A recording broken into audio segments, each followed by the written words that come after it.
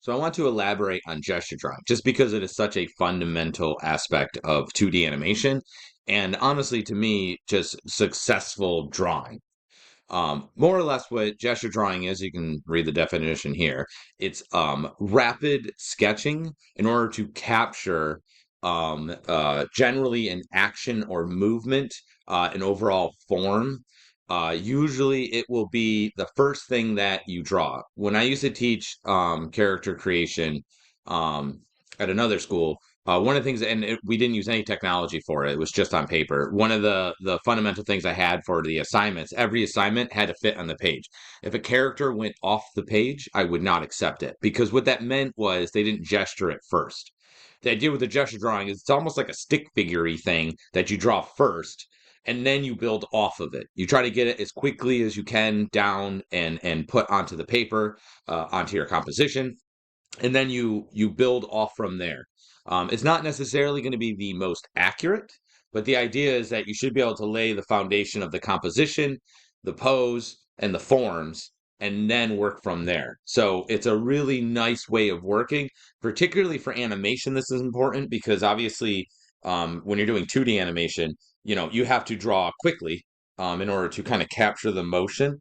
Um, I used to draw very quickly when I was doing like paper animation because I can't hold that many ideas in my head, so I have to draw as fast as I can. And obviously, you have to do many drawings in order to create the motion. And we have to try and when we're watching something and you're trying to imitate it, you have to like look at it, draw quick, look at it, draw quick. Um, so if you watch these videos, I'm not gonna really watch them. I'm gonna pause and get through the commercials. There weren't any commercials, which is great. So if you look at here, you're gonna see this is Glenn Keane. He is kind of like he was the go-to Disney animator. He did like Tarzan. He did direct. He started out as the director of what was this one? Not Rapunzel. Whatever this one was, Tangled. But he had a heart attack or whatever, so he quit. Um, but he was like he did Aladdin, all like the major things, the Beast, all the main characters of most of the Disney films he drew. And what I want you to notice is look how rough his drawings are. They're very rough, very sketchy. Um, just trying to get the pose and the movement down because what he can do is he can draw it this way real roughly and then afterwards go through and kind of finalize it. Okay, so he talks about it. If you want to watch that, it's pretty informative. Here you can see some more like pencil tests that various people did. You can see these are a little bit more finished. And it's like 320 by 240, the resolution of this video. But you can see it definitely gets really rough in some areas. Because really what they're trying to do is just capture that motion, that gesture, literally. So a lot of animation ends up becoming gesture in general. There's another one that's nice when he's not this one. But I mean, look how rough these are. You can see these are extremely rough. Um, so that's the idea, okay? Um, you do a rough underlying drawing, and then from there, you can build off of it. Now, obviously, I'm showing you like examples from animation because that's the business that we're in as far as this course is concerned. But you will find that all of the formative artists that have come before us, they all have used gesture drawing to some degree. If you look at any of the Ninja Turtles, like Leonardo, as an example here, they did gesture drawings. You might see their finalized work, but they would start off with doing those underlying drawings and they would just do a whole bunch of these studies to try and figure out what they wanted to do and then they would like tie one down that they thought would work and then use that as the base to which they would paint or sculpt something.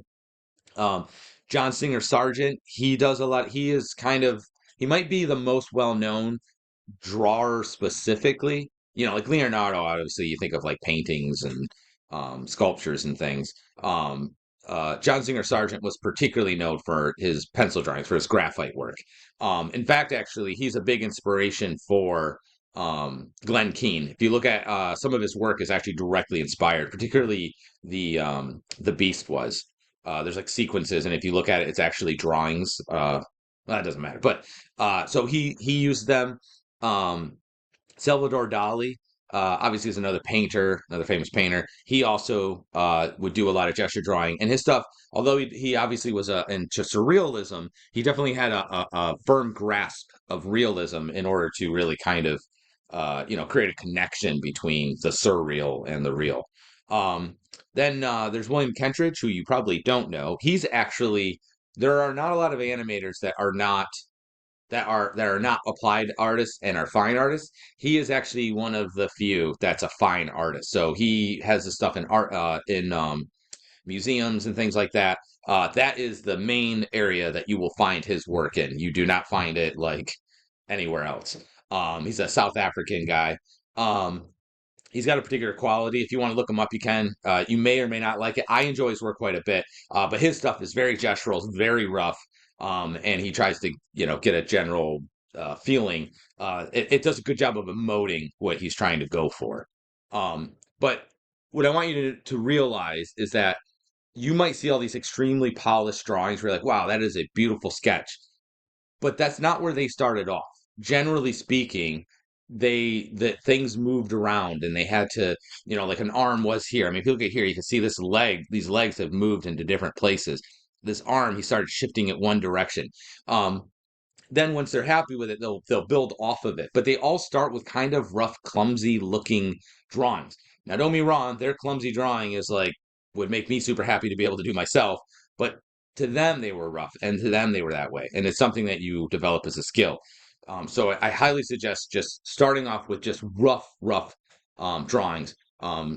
That's the kind of the foundational aspect that you'll see, like basically all of these drafts people will work through.